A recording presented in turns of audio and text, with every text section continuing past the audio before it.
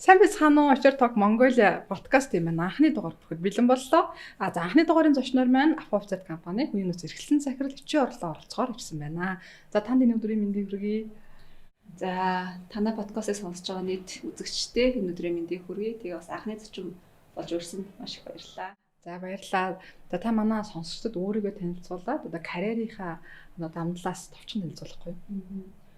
Аяг одоогоор бол би Afovzet компани хүний нөөц эрхлэн захирал хийж байгаа. Тэгээд хүний нөөцийн салбартай бол сүүлийн яг 4 жил холбогдож байна. Тэгээд тэрнээс өмнө бол би санхүү менежментийн чиглэлийн бакалаврын зэрэг хийсэн. Тэгээд нэлээд олон жил 6-7 жил яг нөгөө corporate санхүү гэж байдаг. Байгууллагын санхүүгийн хэсэг дээр бол ажиллаж байсан. Тэгээд хүмүүсийн илтгэхээр юм хөндлөн карьерийн шилжилт хийгээд одоо ингээ хүний нөөцийн салбарт орчихсан явж байгаа. Бээр нөгөө таныг санхүү сур техник гайхчихсан байхгүй. Ер нь бол хүмүүс нөгөө санхүү суртай хүмүүс интроверт байдаг, HR-ийн ажлын экстраверт хүмүүстэйгээ тохиромжтой гэж ерөнхийд нь бодоод байдаг шүү дээ. Гэхдээ таны хувьд болохоор 4 жил болж байгаа мөртлөө миний харж байгаагаар бол аюулгүй амжилттай ажиллаж байгаа олон өөрчлөлтийг хийж байгаа санагддаг. Тэг яг энэ HR-ийн замнал руу хөтлсөн одоо нөгөө гол нөлөө юу байсан бэ? Яагаад гэн санхүү HR руу шилжиж вэ? Би бол яг цэвэр интроверт. Тэр бол өөрчлөгдөв. Хамгийн том хийх өөрчлөлт бол мастер Австрали улсад хийсэн. Тэгээ мастрын зэргийг би олон улсын бизнесийн менежмент гэдэг чиглэлээр хийсэн. Тэгээ олон улсын бизнесийн менежментийн чиглэл өөрөө яг бизнесүүдийг олон улсын бизнесүүд буюу ялгаатай ийм соёлын ялгаатай одоо хүмүүсүүдтэй хэрхэн олон улсын бизнесийг хийх вэ гэдэг чиглэлээр ерөнхийдөө маш олон төрлийн хичээлүүд үзсэн. Тэгээд эдгээр хичээлүүдийн суурийг үзэж байхад ялангуяа соёлын ялгаатай байдлууд энэ ялгаатай улс орнуудад жишээ нь нэг бодлого хүргэхэд бид нар ямар юм нарийн тейлор гэж ярьдаг тийм юм тохируулга маягаар хамгийн бүтээмжтэй байгууллага бизнесийг хийх вэ гэдэг хичээлүүд ерөнхийдөө үзсэн. Одоо ингээ бодоход тэрд нэг юм суур тарих угаагцсан юм шиг байна.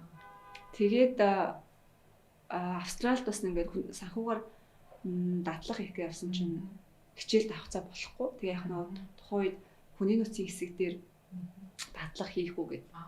Тэгээ яг даан бас өмнө хийжсээсээ илүү хүний нөөц төр гэхээр нөгөө юм introvert хүний хувьд бас нэгдүгээр нөгөө өөрийгөө задлах, хоёрдугаар англи хэл нэлээд муу байсан учраас бас нөгөө хүний нөөц рүү орвол англи хэл маань нэлээд сайжирч магадгүй гэдэг үнээс өөртөө айгуу том чаленж болгоод тэгээд бараг 8 сар гаруй дадлага нь ажил болоод ажилласан. Тэгээ тэнд айгуу сайн супервайзертэй байсан.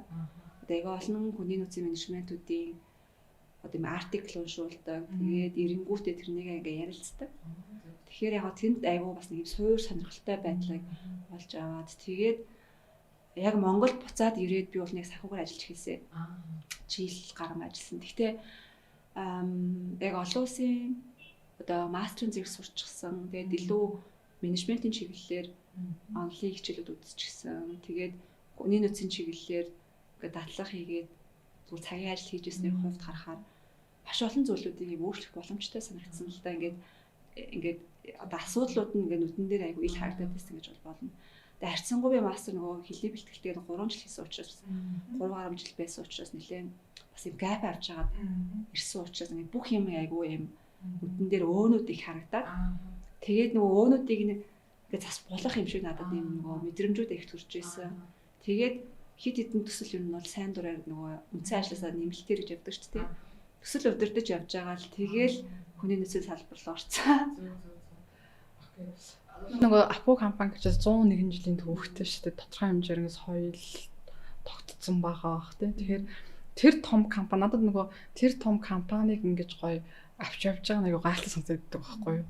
Дээрээс нь ингээд чинь нэг үйлдвэрлэлийн салбар чинь бас чанга шүү дээ. Тасралтгүй хүмүүст хангаж байгаа хөтэй. Тэгээд таны бодлоор энэ одоогийн Монголын HR-ийн салбар тулгамдж байгаа том асуудал юу гэж харж байна? Таны ажил дээр ер нь ямар асуудал бэрхшээл тулгарч байна? Ялангуяа нэг Австралиас сурж байгаад ирж шүү дээ. Гадаад байж байгаад ирэхээр нэг эсэгтэй жоохон стресстэй шүү дээ. Тэгжээд дараа нэгэ дасдаг ч юм уу нэг тийм анзаарагдаад байдаг. Сурчаад ирээд ажиллаж эхлэхэд яг ямар бэрхшээлүүд ч юм уу. Би ерөөсөө Монголд ирээд стресстэй гэж.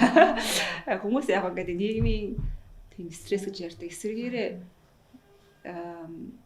гадаадад яг нөгөө багасаа өсөөгүй тэгээд бакалавр төгсөөгүй бол энэ чинь өөрөө мастер хийнэ гэдэг чинь нийгмийн статусын хувьд дээрс нь хэлэхгүй хүн очно гэдэг бол миний бодлоор одоо тодорхой хүмүүс санал нийлэх байх ч бодож байна. Хэдийгээр тийм ингээд юм нийгмийн хэрүүл амьдралын хэв маягийн зөвхтэй маш олон зүйлс сурчлаа юм л да.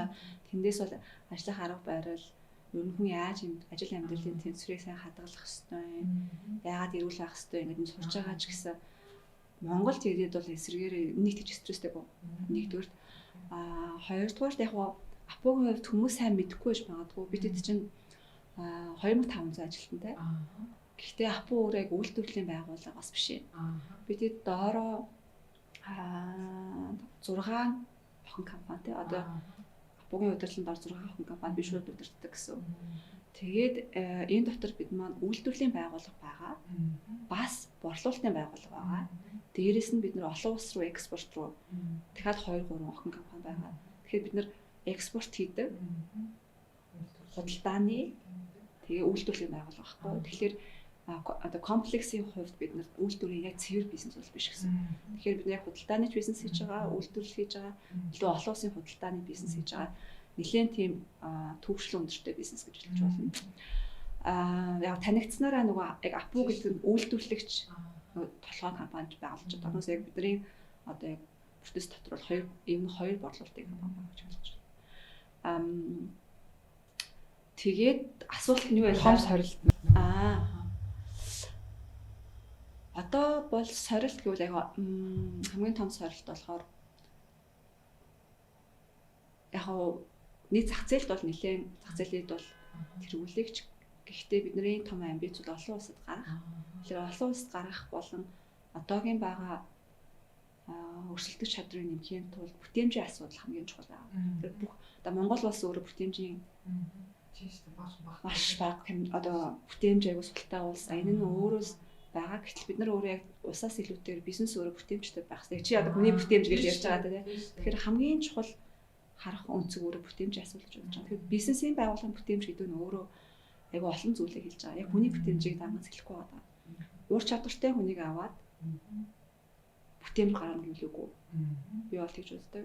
Эсвэргээрээ байгууллага бүтээмжтэй байна гэдэг өөрөө байгууллагын суурь тогтолцоо, зөв стратеги, тэр стратеги дэмжин зөв тогтолцоо, үүнийг дэмжсэн хүний нөөцийн бодлого гэвэл ийм экосистем байгаа байхгүй.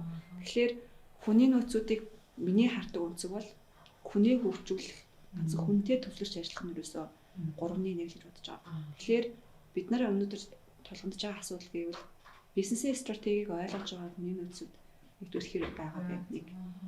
Бизнесийн стратеги өөрөө бүтээмж болон гүйцэтгэл болж буухаараа тооруулж болж идэв. Илүү одоо хэдэн үеийн ашигтай ажилласан хувьцаат компанийн хувьд ноогтлоо шиг ямар түвшин өгч яах гэдэг нь өөрөө бүтээмж болон тухайн менежментийн ур чадварыг харуулж байгаа. Апогийн хувьд бид нэр хагасчил хөтөм ноогтлоо шиг өгдөг нийт ашигынхаа бараг 70-80% хувьцаа эзэмшигч нартаа ноогтлоо шиг өгдөг. Үлдсэн 10-20% дээр нь тий бусдад хөрөнгө оруулалтуудаа хийж явдаг. Тэгэхээр маш их юм бүтээмж өндөртэй бас явж байгаа. Гэтэ энийг бол бид нар сайн гэхээс илүү одоо илүү болгох хэрэгтэй гэдэг том амбиц байгаа тий. Тэгэхээр хүний нөөцийн нэгдүгээр байгууллага одоо стейкхолдер гэж ярьдаг хувьцаа эзэмшигч хувь нийлүүлэгч тий одоо тий одоо хувьцаа эзэмшигч ярьж байгаа хөрөнгө оруулагч нарын нэгдүгээр зорилго юу юм? Байгууллага өөрөө урт болон дунд хугацаанд ямар стратеги байгууллага барьж байгаа. Энэ стратегийг бий болгохын тулд ямар бүтэц зохион байгуулалт, ажлын урсгал, бизнесийн модельтэй байгаа юм. За энэ моделийг дэмжсэн ямар бид нар хүний нөөцийн чадамжтай, ур чадвартай тогтолцоо бид нар аваачах юм яа гэдэг нь аягүй том чухал асуудал. Тэгэхээр хүний нөөц бол одоо өөрөө маш юм шал өөр төвшөнд орж ажиллах хэрэгтэй. Тэгэхээр томоохон чаленжуудын нэг гэвэл бид нар зөвхөн хүний нөөцийн тогтолцоо менежментийн процесс мэдхээс илүүтэйгээр бизнесийг ойлгодог нэг байх хэрэгтэй. Data acumen гэж ярьдаг бид нар датаг ойлгодог байх хэрэгтэй байгаа. Мэдрэмжэн дээр суурилж өгнө бол шийдвэр гаргаж болохгүй.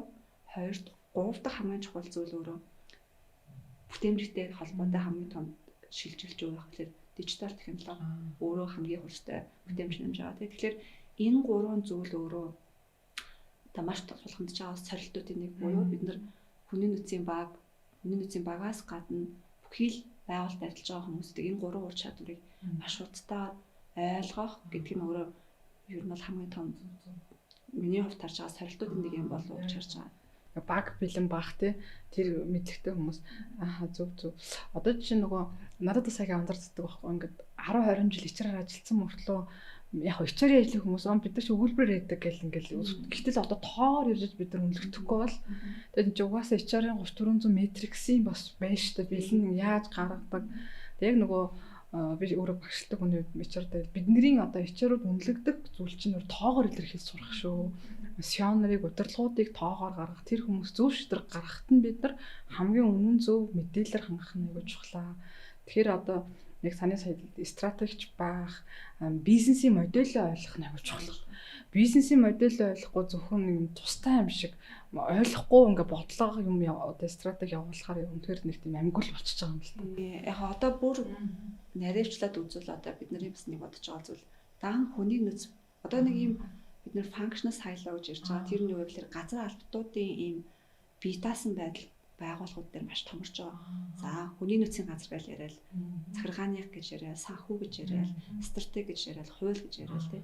Гэтэл эн чинь өөрөө бие даасан ийм тэгэхэд санхүүгээр л ийм байх хэвээр. Хүний нөөцөөр л ийм дүрм журм мөрд эн чинь өстэй ингээл ягаа нь өөрөө яг үнэндээ ийм хямралыг үүсгэж байгаа байхгүй байгууллагууд. Тэгээд энэ олон энэ бие даасан албатууд чинь өөрөө яг үнэндээ үнцэнтэй бол үнцэнгүй.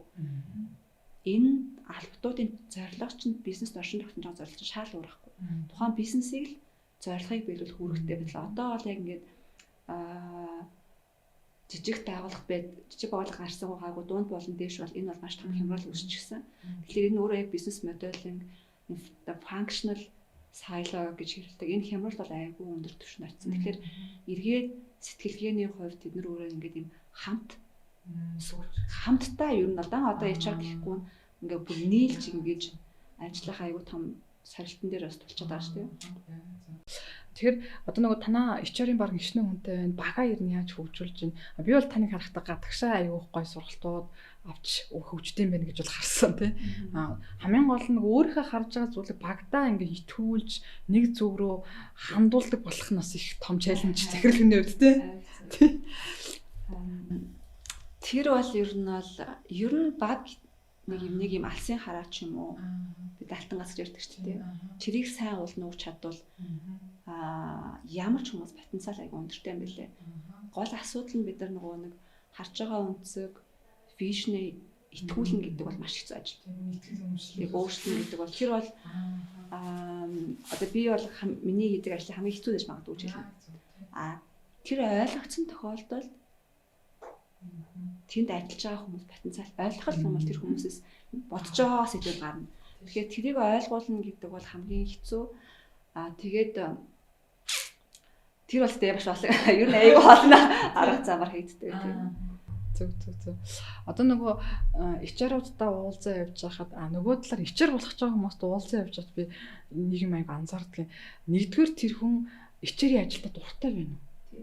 Яг энэ ажлаас кайф аваад нэг өөрийнхөө нэг хүссэн юм олох нөгөө тэр айгу чухал байгаа даа. Тэр нөгөө зарим хүмүүс за HR магадгүй юу гэдэг юм байгаа.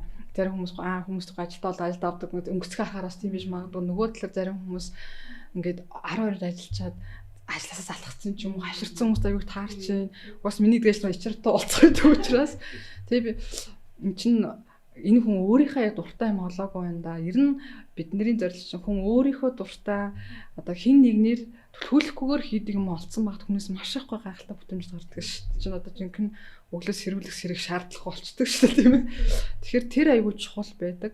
Тэгэхээр хүм оюутнаас би хийдэг нэг ч зааж захта HR хүн өөрөө эхлээд өөрийнхөө учир дуртай юм олоод дуртай зүйлийг нь хүмүүст олж өгч чиглүүлэх нь аягүй чухлаа. Тэгсэн тохиолдолд тэр хүнээс ингээд дуртай маа хийж байгаа нэг танараар цаг магаа ингээл тий бүртгүүлэл ингээл хууй хай гэдэлхгүй шүү гэж би хэлдэг. Тэгэхээр одоо сая танаа байгуулчур аюу апо актемт шүү дээ. Тэргээр дамжуулж нэг өмнөх уулзалтан дээр харж байхад аюух гой суралцдаг банк амталтан шиг санагдчихсан. Ер нь таны харж байгаагаар тэр суралцаад гой үр дүнгээ гаргаад нөгөө юм урам авдаг шүү дээ тийм ээ нэг төсөөлөгдөөгөө өөрчлөлт гаргаж ирсэн тийм жишээ энэ одоо нөгөө хөөх тэгээд нэг хүмүүс нэг хэнийг нэг өөрчлөлт нэг гоё үйдэг шүү дээ тэгэхээр боддог шүү дээ баг доторх хүмүүсээс хамгийн эхлээд өөрийгөө ойлгох тий. Миний хувьд ч гэсэн яг үндэ бас яг өөрийгөө ойлгох гол яваад байгаа. Гэхдээ миний давуу тал гэвэл би бүр тасралтгүй өөрийгөө хайдаг гэх юм уу? Ер нь л өөрийг хайх гэдэг нь би зөв өөрийгөө таньж мэдэх гэж яваад байгаа. Гэхдээ таньж мэдэхийн тулд би ингээд ийм бусад хүмүүсээс илүү анзаардаг гэх юм уу? Тэр нэг чухал байдаг байх ч үзье. Хоёрдугаар болохоор би дөнгөж цай нөгөө наашаа ирэх гээд машина унаад подкаст ном сонсоо явж байсан. Тэгээд дээр үе ном Good to Great гэдэг тий улаан ном байдаг шүү дээ. Тэгсэн чинь сая намайг тий сонсож байхад яг ийм сонсож ирж байгаа байхгүй. Байгууллага дээр байгаа цалин усны бодлого гэж юу юм бэ тий. Энэ тогтолцоо өөрөө цалин усны бодлогын тогтолцоо өөрөө өндөр бүтээмжтэй удирдлагуудыг гаргаж ирэх гээд байна уу? Аль эсвэл хамгийн чухал зүйл юу вэ гэхээр бид нар нэг юм сөрөг өөрийгөө олоогүй эсвэл тодорхой өндөр бүтээмжтэй тийм суур чадамжтай удирдлагуудыг цалин усны бодлохороо л өвчин аргаал тий байдаг тий. Гэтэл чинь тэр чинь өөрөө бүр хоёр дахь асуудал юм шүү. Эхлээд зөв хүн гэж аах right people гэдэг. Right people гэж хэн бэ гэхээр нөгөө self motivated буюу өөрөөрөө мотивацлагддаг team leadership-үүдийг эхлээд олж авчаад тэр хүмүүс бол ямарваа нэгэн цалин усны compensation policy-гаас илүү нэг гүйцэтгэл суурьтай сэтгэлгээтэй учраас тэр нь өөрөө амар чухал. Тэгэхээр бид нар хүний зөв одоо бодлогын хувьд ч гэсэн бусад бодлого хийхээс өмнө зөв хүнээ сонгож шалгаж явах нь аягүй чухал байгаа байхгүй. Ялангуяа удирдлагууд гэдэг шүү дээ. Тэгэхээр илүү өөрөөрөө сэтэлждэг. Тэр өөрөөрөө сэтэлждэг хүн хэм бэ гэхээр өөрийнхөө туртай ажлыг олсон. Ялангуяа ажил нь өөрийнх нь үнэт зүйлтэй уялдах хэрэгтэй. Тэгэхээр хүний нөөц төр жишээ нь би одоо beauty of одоо HR-ийн ажил гэвэл миний харж байгаагаар шүү дээ. Маш олон ялгаатай ажлын баримт гэж боддог. Одоо нийтлэг биш. Одоо сургалт хөшлийн албан дээр байвал илүү судлаач байдаг. Бусдад туслах сонирхолтой ийм өөр өнөц зүйлтэй хүмүүсийг ажиллуулах аюулгүй орон зайтай байж дээ. За HR аналитик байна уу, compensation benefit-ийн бодлого дээр гэхэд тийм илүү одоо ийм дотор анализ хийх сонирхолтой, ийм хуулийн болон логик ойлгохтой, ийм complex problem сонирхдаг хүмүүс хамбал тийш ороод хэдүүлж байгаа. За илүү хүнтэй харилцах дуртай, хүнийг ингээд юм таньдаг юм суур мөн чанартай, хүнтэй ярихаараа юм гоё энерги авдаг бол одоо talent acquisition сонгон шалгуултаар ажиллаж болж байгаа. Илүү тогтсон ажилтай, процесс суурьтай, гэхдээ дижитал технологийн сэтгэлгээ өндөртэй байх юм бол хөтөлбөрийн харилцаа сонгогчтой байж болж байгаа. Ингээд харахаар уул нь тэр хүний нөөцийн ажил хийж байгаа хүмүүс яг зөв хэсэг дээр ажиллаж чадвал уйдах юм байхгүй. Гэхдээ нийтлэг чиний хэлж байгаа яг үнэн.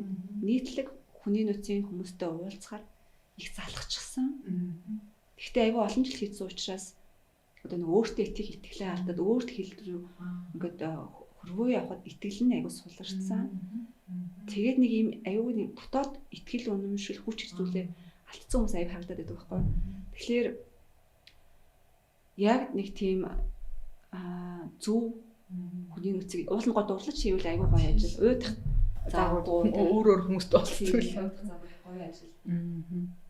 Зөв. Одоо нөгөө Австралид суралцаж ирээд HR-ийн ажил санхүүгээр ажиллаж байгаа HR руу шилжчихэд одоо таны хамгийн анх гаргаж ирсэн хамгийн том шийдвэр тэр нь аюу гоё юм зөв байсан. Yes гэж ботсон тэр шийдвэр нь юу юм бэ те?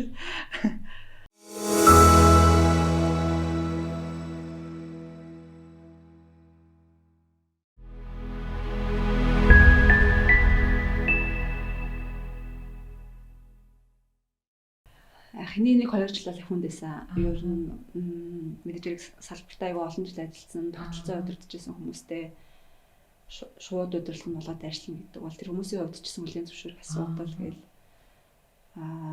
зүйлүүд байсан. Яг хуу зүгээр одоо ингээд бодохоор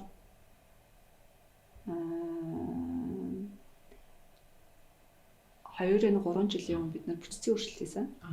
Тэгээд яг энэ л бизнес модель суурилж бүтцийн өөрчлөлт хийсэн. Хуучин манай охин компаниудаар ажиллаж байгаа хүний нөөцийн баг Одоо нэг хүний үнэцэн сонгон шалгуултай, сургалттай хийн хөдөлмөрийн харилцаагаа хийдэг. Ингээд харилцдаг юм байсан. Ингээд харахаар би залуучуудыг харахаар ерөөс нь мэрэгшээгүй. Яг зөв. Хоёрдугаар компани хоорондын саялын аяга өндөртэй.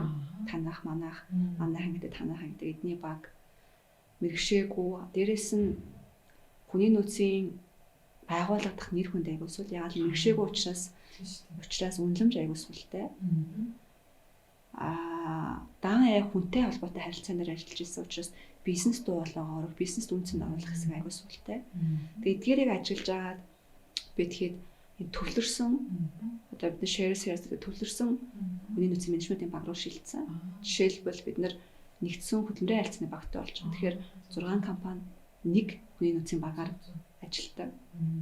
Сонгон шалгалтын баг тустай гараад хоёрдугаар нэг том хийсэн бас зүйл бид хүний нөөцийн бизнес партнерын багийг баг нэг 3 жилийн өмнө Монголд нэлээд авах шүү дээ тийм. Тэгээ би нөгөө хүний нөөцийг бизнестэй партнерлах ёстой, бизнесээ ойлгодог хүмүүс хүний нөөцөд орж ирэх ёстой гэдэг энэ процессыг хийсэн нь бол Монголд бас нэлээд шинэлэг байсан. Яг оюутлогоо ганц хоёр томоохон ганцуд байсан бол бүх хүмүүстэй бид явж тэр багуудтай явж уулзж байхад бол яг ингээд юм яг манай байгууллагын ДНК-д тохирсон хүний нөөцийн бизнес партнерын баг хэрэгтэй байсан. Тэгээд хүний нөөцийн бизнес партнерын баг анх удаага бий болгоод явсан.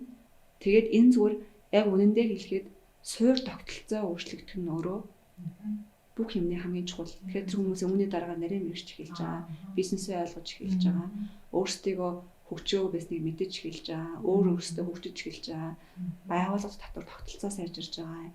Ингээл амар олон юм нөгөө нөлөө амар ихтэй нөгөө 80-20 зарчим баггүй. 80%-ийн л 20%-ийн өөрчлөлтийг амар сайн хийж чадсан гэсэн үг. Энэ бас таны хийсэн байгаа шинжилтийг бусад том 3 компаниудаас хийвэл зөвхөнтэй санагдчихэв. Яалтчгүй ингээд бүх юм руу орж байгаа хүн чинь мэрэгч чадахгүй болохоор бас жинхэнэ нөгөө залхах, хашрах юм бас тэндээс айгүй үүд гэж харагдаад байдаг. Айгүй гоё өөрчлөлт хийсэн байна. За таны зүгээр харж байхад одоо тэр ерөнхийднөөс та хэлсэн нөгөө ямар чиглэлээр мэрэгших нь айгүй чухал гэдэг. Нададаас харж байхад аль салбарт ичээр болох нь сухал гэдэг байхгүй. Одоо чинь миний хувьд би 14-5 жил нөгөө барилга руу ороод би зүрх өгсөн байхгүй нөгөө юм. За энэ барилга надад тохирохгүй байна гэд. Чи зүрх өгсөн шалтгаан юу вэ? Яг нөгөө өөрөө би нэг хүмүүстэй харилцахдаа жоохон өчр нь олж чадаагүй юм залууч байсан байх л та. Тэгээд тухайн үед би за миний хувьд барилга уулуурхаа хоёр бол жоохон тохирохгүй юм байна гэд. Тэрнээс хойш би санхүүгийн салбар надад аяг тохироод байгаа байхгүй. Тэгээд би хүмүүстээс хэлдэг нөгөө бас гэтэл нөгөө талдаа манай найз дотроос уулуурхаа мэрэгссэн, барилгаар мэрэгссэн. Тэрнээсээ ингээд аяг кайф авдаг хүмүүс байгаа даа. Тэгэхээр бас хүмүүстэй аль салбарт хичээр болох уу гэдэг бас чухал юм шиг надад санагддаг гэдээс би хэлдэг. Тэгэхээр та энэ талаар юу гэж бодож байна? Ингээ хараад тахад манай банкны салбарынхан энийг аягүй сайн мэддэг, нөө таалан таанаас олох хүмүүс аягүй сайн мэддэг. Ингээ бас аягүй мэдээлэл сайтай мэрэгсэн байдаг юм лээ. Таны хувьд болохоор нөгөө 6 өөр салбар гэсэн үг шүү. 6 компани гэдэг чинь ерөнхийд нь 2 ерөнхийд нь 2 салбар юм байна. Тэр талаар та юу гэж бодож байна? Одоо шинэ болж байгаа HR-ууд зөвлөгөө өгөх үйл. Би нэг яг өөр салбарт ажиллаж үзээ бол сайн мэдэхгүй байна. Гэхдээ миний бодлоор уулуурхаан салбар хөгжил бусад салбараас өндөр гэж бодож байна. Ялангуяа оюутлогоо, Ротинто одоо олон улсын нөгөө том уулуурхаан компаниудын олон улсын бенчмарк нэвтэрсэн байгаа бол би бол тэр хөгжил нэлээд өндөртэй байгаа болов гэж бодож байна. Тэгэхээр тэнд одоо олон улсын уулуурхаан байгууллагад ажиллаж байгаа хүний нөөцийн баг бол би нэлээд чадвартай байх. Яг л олон улсын стандартаар шууд ажиллаж байгаа гэсэн үг шүү дээ. Байх гэдэг тааж байна. Бусад салбарыг бол яг үндэ хэлж мэдэхгүй. За би дотроо бол яг нэлийн олон улсын байгууллага нэвтэрсэн салбарууд бол юм тогтолцоогоо нэвтрүүлээд байгаа байхгүй юу? Тогтолцоон дээр ажиллаж исэн хүн бол бас юм зөв харах өнцгтэй болоод өөрчлөгдсөн байж магадгүй. Гэхдээ энэ дээр бол би өстой сайн хэлж мэдгүй. Яг манай төгсөгчнөөс одоо нөгөө худалдааны салбарт ажиллаж байгаа нас айгу хурдан тусаад гэх санагддаг байхгүй. Нөгөө эргц өндөртэй бид худалдаа үйлчилгээний салбар өөрөө. Тэгэд ярилцахаар би айгу залхаад ингээд ингэсэн юм бас сонсохоор би энэ салбартай хамаатайж магадгүй баха. Энд чинь нөгөө нэг хүн аваад гараад нөгөө сайжрахын тулд чинь хүн доктортой авах хэрэгтэй шүү дээ. Дандаа л нөгөө шинэ хүн авах хэрэгтэй байна. Би тэгтээ наадхан дээр ч юм бол би айгүй өөр бодлоо байдаг. Яаж юу гэж боддог вэ гэхээр салбар болгон онцлог шүү дээ. Худалдааны байгууллага дээр ч гэсэн энэ бизнес болгон өөр өөр гэсэн чаленж байгаа. Гэхдээ тэр чаленжуудыг бид нар яаж харж шийдэж байгаа нь л чухал. Нэг асуудал нь зүгээр миний харж байгаа нэг зүйл бол яг асуудалтайгаа зууралдаад байгаа учраас гарахгүй байгаа.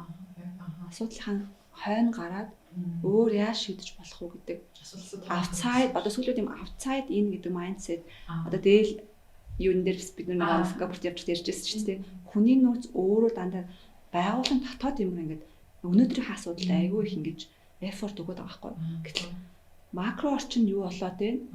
Бид нар яагаад байна? Гадны перспектив ингэж буулгаж удирдна гэдэг нь айгүй чухал. Гэтэ одоо л энэ хөгжлийн шатанда тийм. Гэхдээ тэгж харах юм бол шийдэл заавал байгаа.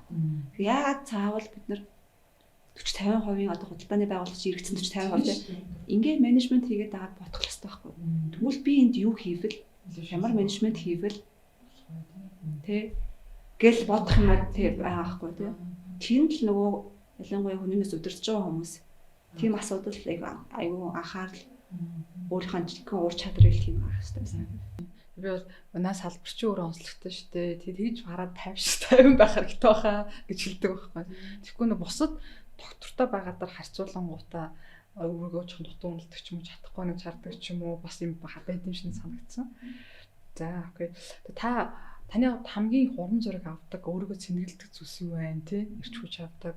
Ер нь хүн орон бидний HR-ууд чинь бас 90 захирлын ажил чинь бас тийм амаргүй шүү дээ. Тэ. Хурам зориг авдаг.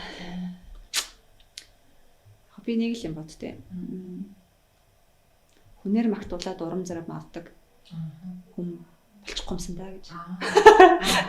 Би өөрөөсөө сэтэлждэг, өөрийнхөө хийж байгаа зүйлээр урам авдаг, өөрөөрөө энерги өгдөг болох гэж болъё гэж хичээж байгаа. Тэгэхээр нийгэм эсвэл хүнээс онцлог авах гэж биш. Тэр өөрөөсөө энерги гэж авдаг. Болох юмсан гэл тэгэл тийм болохоор айгу өөртөө яг ажиллана гэдэг нь айгу олон хэлбэрүүд байгаа тийм. Хэвчээ бодож хичээж байгаа. Таны хэлсэн нөгөө good to great би 12 онд уншиж ирсэн. Одоо дахин уншиж санагддаг. Тэндээс миний хамгийн тод авсан нь зарааны концепц байхгүй. Нөгөө чиний дуртай зүйл чиний чаддаг зүйл чинь орлого олж байгаа зүйл энэ гурваа олцсон тохиолдолд хүн жинхэнэ дотроосоо ингэж сэтэлждэг юм аа. Зарааны концепц нэрлэлэнд учир нь болохоор зараа өнөх хоёр байн өрсөлддөг. Өнөг ямар чаргаартай байсан зараа бол ингээл өргөсөрөх нь өөрийгөө хамгаалцдаг. Тэр хоёрын ягтлыг хараад Стеко Жим Коллинз хоёрын монол гаргаж тэрийг би уншичаад өөрийнхөө зараа зурчихсан байхгүй. Тэрийг зураад ер нь ингээд зурж ирсэн нь ми дуртай чаддаг орлого олох боломжтой гэсэн тухайд багш гарч ирж байсан байхгүй. Багшийн юугаар гарч ирээд тухайд би танхимд ажиллаж байсан. Тэгээд тэрийг зурж байгаа би хүмүүсийн багш болж ирсэн. Тэгээд одоо болохоор би нөгөө багшийн ажлаас ирсэн уйддгөө ингээд аюу гоё борлож хийдэг. Бараг яриад авчихсан ингээл гал асууж гэдэг байхгүй тий. Би эсэргээрээ нэг хичээл ганц хоёр хичээл орж үзсэн. Амар ядраа. Тэгээ би бүр ингээд энержигээ бараг ингээд маргааш нэг нөх гэж амар хэцүү байсан. Тэгээ ингээд хүүн айгу онцлог байгаа байхгүй тий.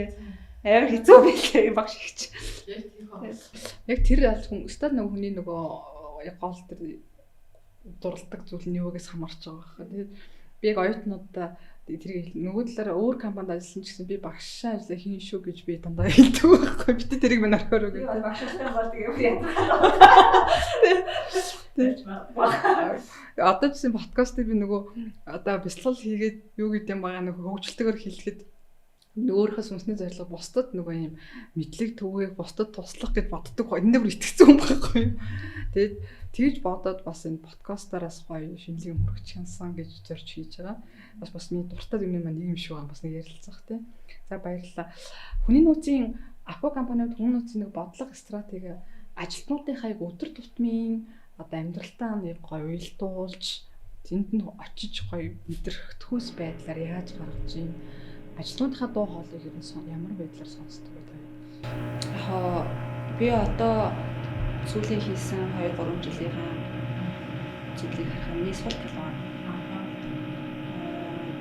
Ер нь нөгөө үйл ажиллагааг тогтолцоо операшн болгох гэж нэлээд хичээсэн. Одоо тэгтэл чи уул нь одоо тренд хаашаа явж байгаа юм employee experience руу явж байгаа тийм.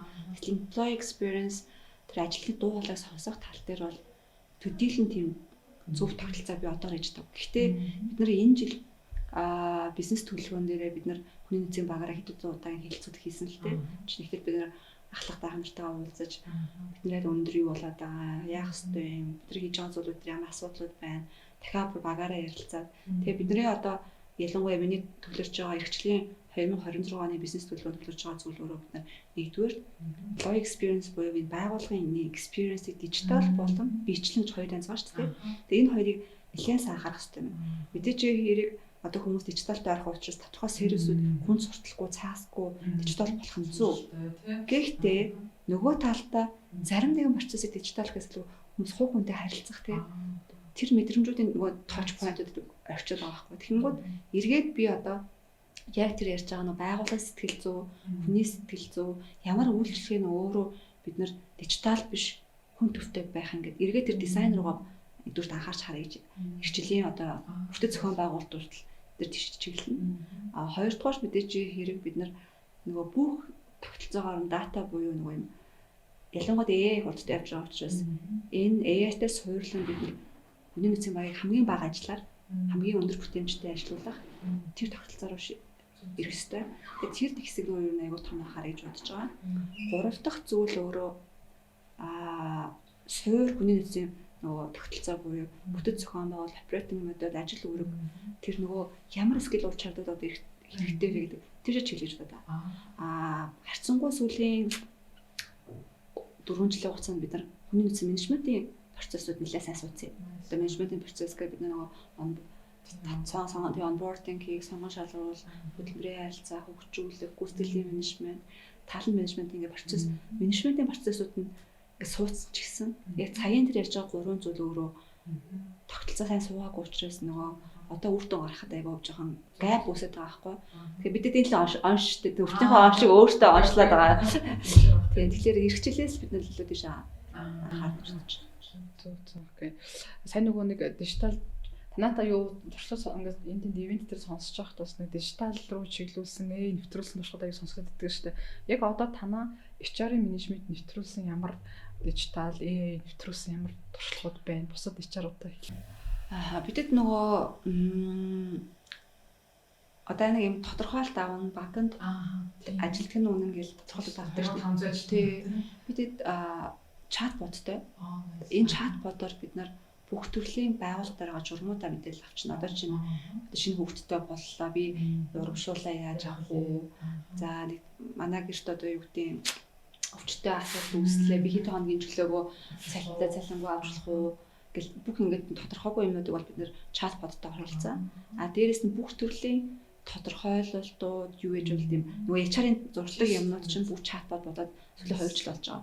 Тэгээд HR-ууд маань одоо ямар нэгэн мэдээ тийм зүйл хийгээ болцсон гэсэн. Тэгэхээр тэр бол хамгийн суур байсан. Одоо ч AI аим хөгжиж байна л да. Тэгээд бид одоо дараагийн түвшин рүү гарах гад одоо яг ингээд судалгааны ажлууд өөр ямар AI-ийн төлөв ашиглаж болох уу гэд явж байгаа.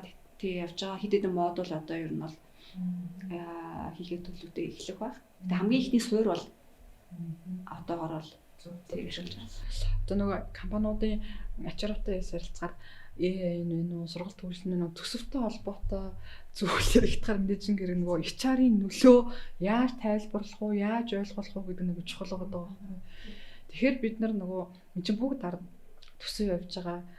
Таны хувьд би бол таныг аягүй сайн одоо тэр зүйлүүдтэйгээ зөвшөөрч чаддаг нөлөөтэй HR захирлаж хардаг байхгүй. Тэгэхээр тань нөгөө бусад хүмүүстээс хэлдэг. Ер нь бол тоогоор л одоо мэдээлэл өгдөг болж иж ахицуудаа харуулж иж бас бид нар үнэлэгдэн шүү дээ.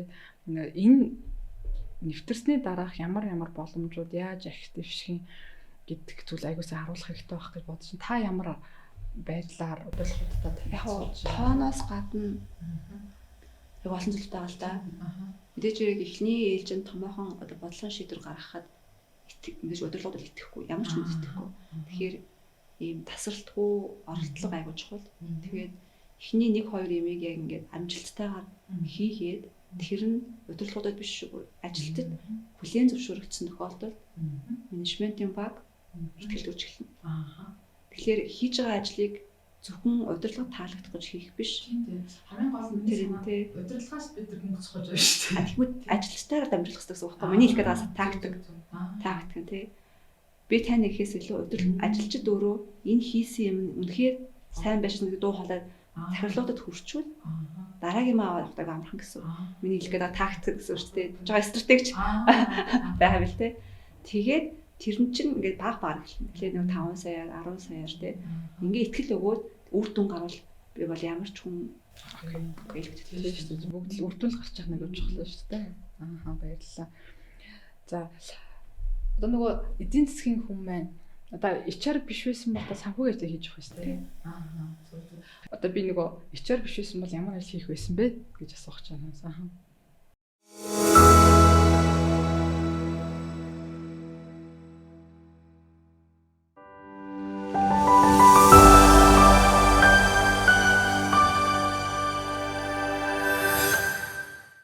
Би ямар ч ажил хийж магадгүй. Гэхдээ би хийж байгаа ажиллаад дуртай байна.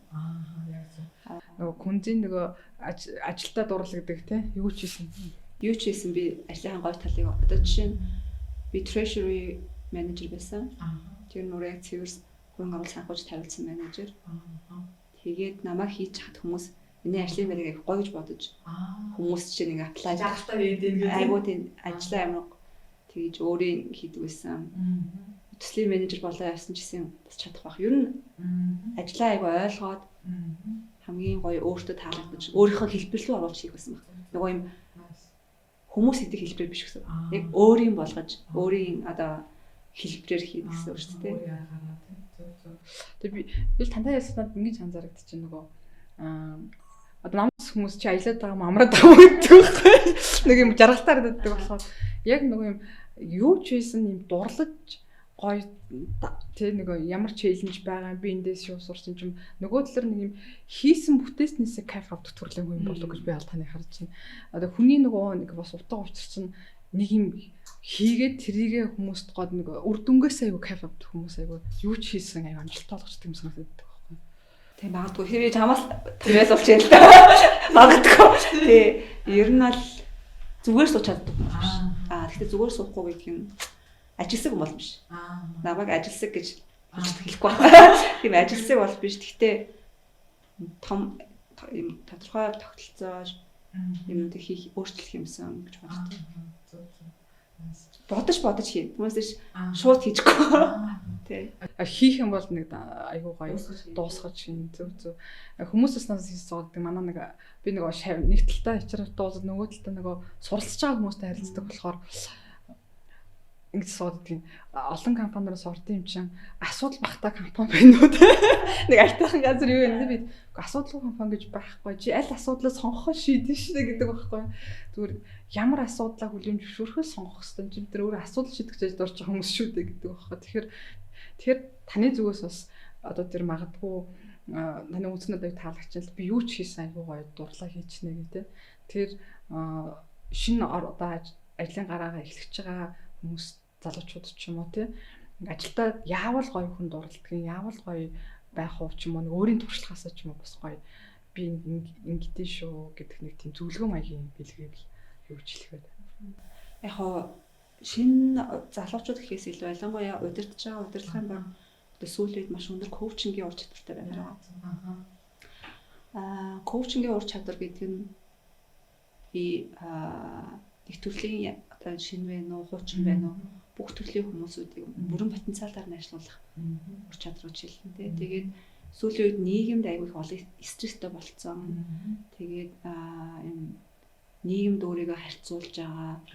Тэгээд юм өөрийгөө олцдохгүй байгаа, ойлгохгүй байгаа хүмүүс ялангуяа залуучууд аягүй их байгаа. Скул бүр ингэ өөрийгөө тодорхойлцсон би яг л ийм хүн гэсэн хацгалцсан ч юм уу тий. Би яг ингэ аягүй олон төрлийн хүмүүс байгаа учраас тэр олон хүмүүс ялангуяа ажилд авч байгаа анхны хүмүүсүүд нь аягүй сайн чиглүүлж өгөөсэй гэж боддог. Тэгээд би ялангуяа тийм шин залууч үед танд аягүй ярих анхны юмнууд дээр ярилцаж ойлгох гэж боддог. Тэгэх юм бол тэр хүмүүсээс аягүй олон гоё өггүүд гарч ирдэг шүү дээ тий. Эхлээд одоо ярилцдаг сүүлдээ ч одоо уулзахад байлж байгаа хаяа тий. Тэгэхээр нэгт тийм энэ хоёр Тэгээ олон улсад айгүй олон хүмүүс ментортой, коуч нартай болсон шүү дээ тийм. Тэгэхээр тийм хүмүүсүүдээс айгүй олон бас зөвлөгөө чиглэл аваасаа гэж бодож байгаа. Тэгэхээр өөрөө алдаж яхаар бас тийм хэмжээнд бас цаг хугацааг өнгөрүүлдэг юм тийм. Inspiration авдаг хүмүүсээс айгүй гоё коуч ментор аваасаа гэж бодоод байгаа. Зөв. Та тэгвэл таны хувьд коуч ментор байна уу? Та өөрөө хүмүүст коуч ментор хийж гинэ үү? Би бас нэг миний менторлол коучлж байгаа байхгүй. Тэгэхээр багтай. Яг мэдгүй нэг сүрч бодсон. Би шинээр яах гэж байгаа маа зөвлөгөөгөөч ч юм уу тий яах вэ юу? Бас амар бол их биш. Гэхдээ ер нь бол яг манай баг эднэрт бол би бол нээлттэй. Тэгээ байгууллага дотроо бол тиймэрхүү ганц өрсөлдөд бол нэг тийм цааргалаад байхгүй. Уулзаад тэг чатгаараа л яадаг. Альбиос тийм бол одоогоор бол байхгүй. Ирээдүйд юу болох юм аа. Би тэг коучингээр одоо яг цэвэр суралцаа явж байгаа. 2 жилийн өмнө PwC-ийн яг олон улсын бизнес коучинг сургалтанд болсон. Олон Европын холбоонд хүлээн зөвшөөрсөн. Certified болсон коуч нарын нэг гэж ойлгож байгаа. Ер нь ICF гэдэг олон улсын коучинг бол замдаа явж байгаа. Яг коучингийн яг айгүй олон коуч байгаа гэж байгаа. Тэгээ миний бол харьцангуй олон улсын бүр ингээд certified замаар явж байгаа. Тэгээд судлах тусам л арай болоогүй санагдаад байгаа учраас одоогоор бас нэг тэгж яг гоо тэгээд дадлах их хэрэгтэй юм байлээ. Тэгэхээр тийм. Тэгээд яг хитэд хүмүүсээс өөрсдөө та миний ментор шүү хэлэхгүйгээр ментор болж байгаа. Очиж уулзаад ийм асуугаад ярих хэрэг чинь тэр хүмүүс менторлж байгаа хүмүүс намайг менторлж байгаа хүмүүс байгаа.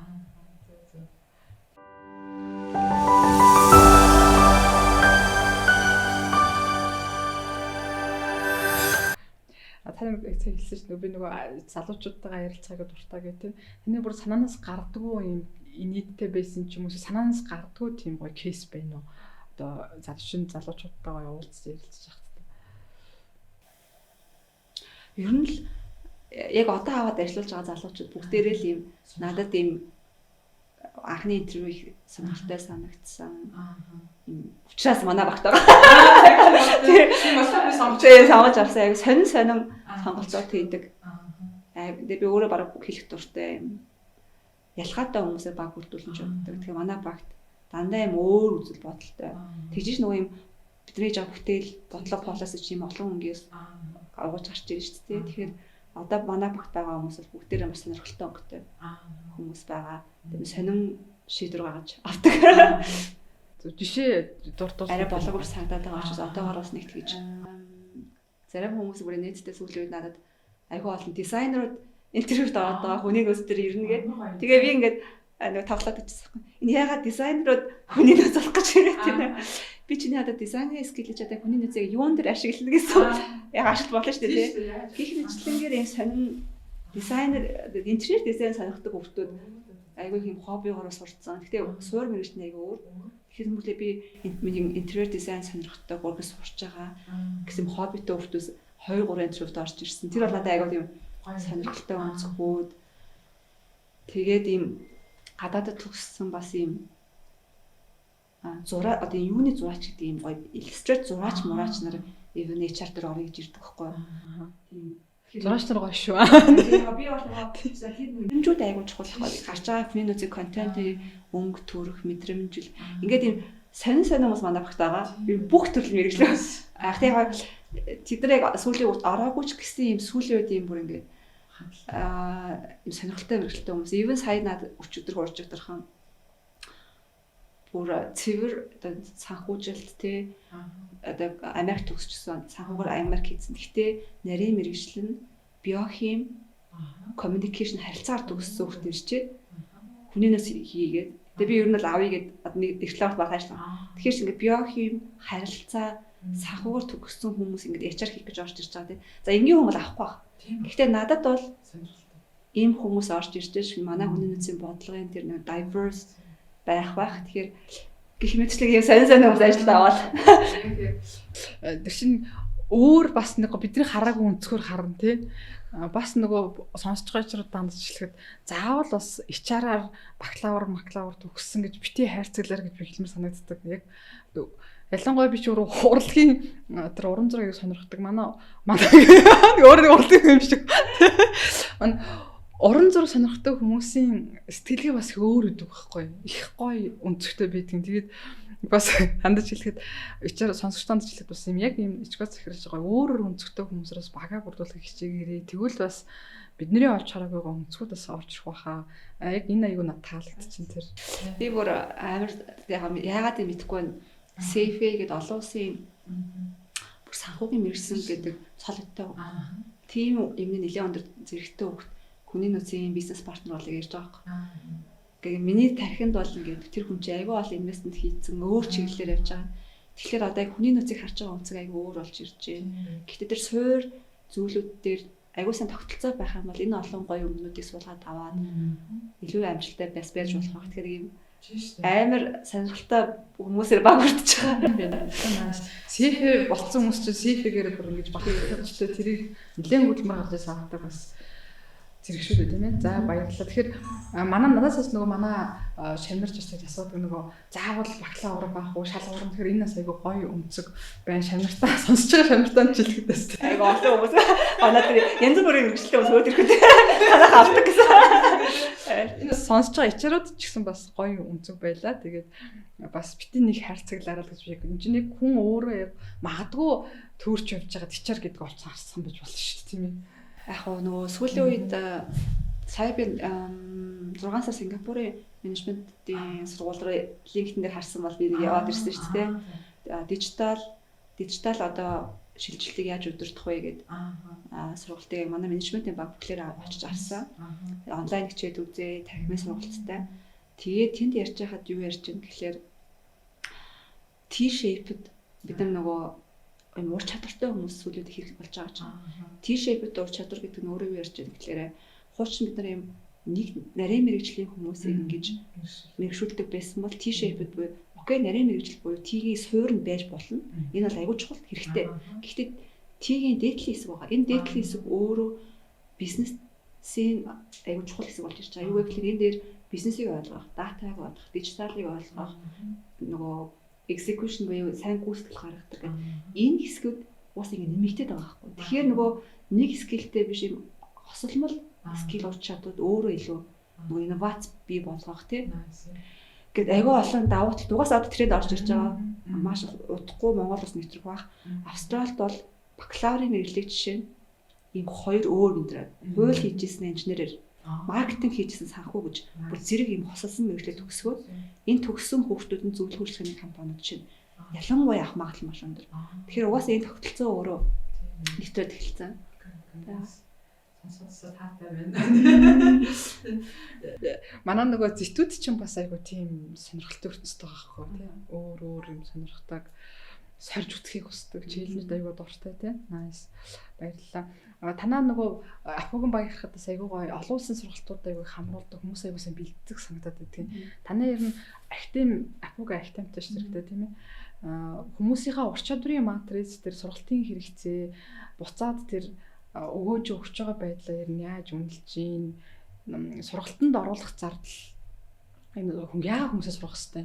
Зарим байгууллагуудаар ингээ явахад захирлууд нь яагаад би сурах хэвтэй чи сурчаад ирэх хэвтэй өстэй гэдэг байхгүй. Тэгэхээр тэр талаас бас танд академик 4 жил ямар ч үсэн явж байгаа. Эхний 1-2-3 жил бид нөгөө AI HR-ын шууд өөрөө нөгөө ур чадвар үнэлдэг нөгөө онлайн тестүүд байдаг. Тэр онлайн тестүүдийг бид нэр англи байсныг нь монгол болгож орчуулаад англи хэлгүй хүмүүстэй. Тэгээ яг бүгднгийн ингэж нөгөө тэр тестүүд өгүүлээд гапуудыг хараад тэгээ хүүн болгоо юм өөрөөсөө тэр хөгжүүлэх төлөвлөгөө бол гаргаа ирсэн. Энэ 2-3 жил. За энэ жил бол бидэд бас төдийл академиэр бол анхаарч чадаагүй. Өмнө нь бол сургалтыг би бүр зайлшгүй гэж үздэг байсан бол энэ жилээс бол илүү жоо уяатан байгаа. Гэхдээ хувь хүн болгонд одоо бид нэр HR access ус бэлэн байж байна. Тэгээд ер нь өөрөө өөрсөндөө заах үйлдвэр рүү явж байгаа. 2-7 хоногт нэг удаа 5 өдөр болгоны болдог. За энэ сургалтаар болохоор манай залуучууд өөрсдөө юу сурмаар байна тэрийг сураад биеиндээ заадаг. Одоо гадагшаа явуулах гэсэн илүү тий. Гадагшаа явж байгаа юм дээр бол сүүлийн 1 жилээр бид нар итгэвтэй байгаа. Тэрнээс өмнө яг үндэ би ганцаараа л явдаг байсан. Тий. Ядаж би очиж сонсоод тэр трейн ячиж өгөх аягүй чухал байсан. Жилдээ нэг явжсэн. Сүүлийн 1 жил бол харьцангуй манай багийн хүмүүс нэлээд бас чадвартай болоод хил устай болоод очиод бас нөгөө очиод орчуулах хэрэгтэй бол бас хэцүү. Тэгэхээр тэр байдлаараа учраас одоо агууд явхад ер нь бэлэн болоод эхэлж байгаа. Танай байгууллагч бас юуны даатгалтай баг, эрэлмийн даатгалтай баг. Тэ ер нь зарим байгууллагуудад бас нөгөө эрэлмийн даатгалгүй янз бүр байгаа л да. Ер нь эрэлмийн даатгалтай байгаад тэрний дараа чинь нөгөө эрэг үр дүнгууд нь таны харж байгаагаар юу байна? Тэ ажилтны сэтгэл санамжинд хэр нөлөөлж байна? Сэтгэл санамжийг сайн мэдэхгүй байна. Гэхдээ би тэгэд өмнөх 2-3 жилийн boost B-гээ the boost and B буюу байх би орших удах тусмаа бид нар benefit нь өсдөг гэдэг юм философинд бол бид нар хөнгөлт хангамжийн пакэжтэй болсон. Энэ нь өөрөө бодлогын хувьд юм удаан ажиллах тусмаа benefit-ийн пакэж нэмэгддэг. Даатгалын одоо үнэлгээнүүд нэмэгддэг гэсэн үг тийм. Тэгэхээр шинэ орсон бол баг. Удах тусмаа тэр нөгөө байгууллагын coverлж байгаа. Бид нар гинтийн ослын болон эрүүл мэндийн даатгалтай байгаа. Сүүлийн 1-2 жил эхний жил бол хүмүүс ашиглаж мэдтгүй юм билээ. Юуны аач мэдхгүй. Энэ жилээс хүмүүс нэлээд ашиглаж байгаа. Санхүүгийн хувьд аягүй уусан чи дэмжлэгтэй байдаг шүү дээ. Сая би тэгэхэд эрүүл мэндийн үзлэгт ороход өмнөх жилдээ бид нэг байгууллагыг үзүүлэхэд хит хэдэн хүмүүсийг хор тавдартай ч юм уу айгуу тийм хүн юмнууд ингээд илэрчилсэн бол энэ жил анзаархад томоохон тийм юм ажиглагдаагүй нэг баг зэргийн нэг жижигхэн ахлагаанд баг зэргийн юмуд айгуу илэрсэн байлээ. Тэгэхээр би одооноос нэг жоохон гад гарч байгаа юм болов уу гэдэг надад нэг мэдрэмж төрж байгаа. Надад сарн одоо чи манай монголчууд яг нийтлэхээр ярихад зарим хүмүүс чун таагүй сонсогч магадгүй бид нар чи өөрөө босод Австрали гэдэг юм уу Солонгос, Сингапуртай харьцуулахад өдөр тутмын амьдралын хэмнэлтэд шүдэ угаах шиг хөдөлтөг хүмүүсээс зүгэн шүү дээ тийм ээ. Эрүүл зүй хоолтондоо анхаардаг, нэмэлтээр витамин энэ хэрэгэлдэг хүмүүс тийм олон биш. Тэгэхээр байгууллага өөрөө гой даатгалыг оруулаад чинь жилдээ нэг харуулчихад нийтлэг одоо массаараа бас эрүүл мэндэд анхаарах явдлаас ихсэх юм болов гэж би хараад байгаа байхгүй. Тэгж очиод нэг жилдээ нэг онцлуулчихаар эрсдэл нэрээ багасгах хэрэг өвдөгчийн урайгүй зардал өндөртэй шүү дээ. Тэрэнд нь бас гоё. Бид чинь хамгийн гол асуудал хадгаламж хийж чадахгүй байгаа улс шүү дээ. Тэгэхээр хадгаламж хийж чадахгүй байгаа улсад өөрөө гинтийн санхүүгийн эрсдэлч аяг хүнд төсөө байгаа байхгүй тий. Тодорхой төвчөнд бас бид нар тэрэн дээр нь л дэмжлэг ядч гинтийн зүйл дээр тий. Сүүлийн үед нөгөө байгууллагуудад манай HR магазин сэтгүүл дээр нөгөө онцлог офис болон байдгийн. Тэрэн дээр байгууллагаар харахад байгууллагын офис их гоё үлчээ. Одоо өрөө тий унтдаг өрөө гэл танаад офис талаасаа ямар гоё сайжруулалтууд хийж ийн. Тэр тал дээр бас гоё сонирхолтой содон кейс байна уу тий. Манай офис ер нь жоохон муу. Тэр гоё өрөө мөрөө одоо хорлын өрөө олдохгүй, уцаар явах хэрэг олдохгүй. Тэр тал дээр л жоохон сул байгаа. Гэхдээ яг нийтлэг юмнаас бол хамаагүй дээр байх л та. Тэгээд сая тэр гоё юмнууд ч одоогоо нэг байхгүй. Яг гоо тэгээд шинэ төлөвлөлт юу бид нар илүү тийш анхаарч ажиллана.